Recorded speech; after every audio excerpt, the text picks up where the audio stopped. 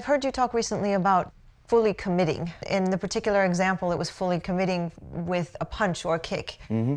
Can you explain a little bit about why that's so important in karate and also how that might, again, Well, translate into life? Again, we try and hedge our bets, and we have these fears, and we try and manipulate the circumstance so we don't have to face those fears. You know, whether it's pairing up with someone or doing a business deal or whatever.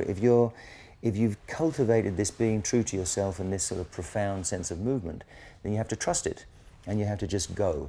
And the thing we were talking about with commitment the other day was, you know, basically how you can't anticipate what's going to happen in the future.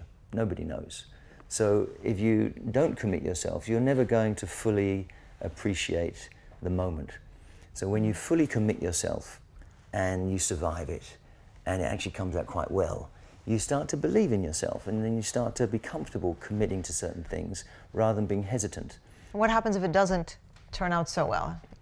Well, you did something wrong, you know, obviously, but, you know, if you have a core set of principles and you believe in those, then you have to live by them.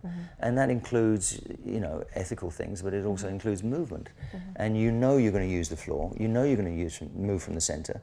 As soon as you start thinking or worrying, your consciousness comes higher and higher.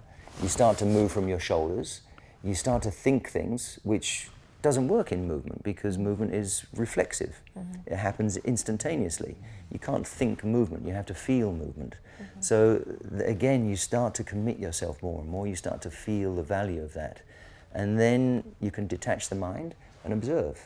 And then you're in a much higher state of consciousness. And when you detach the mind and observe, you can make multiple decisions that don't affect the movement because it's a detached perspective.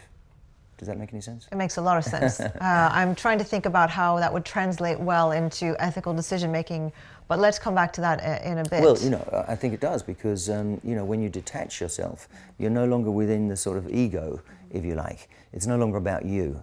You're seeing yourself as part of a bigger picture. And so whether it's politics or business, I imagine, you're seeing the whole circumstance instead of being blinded by your own desires.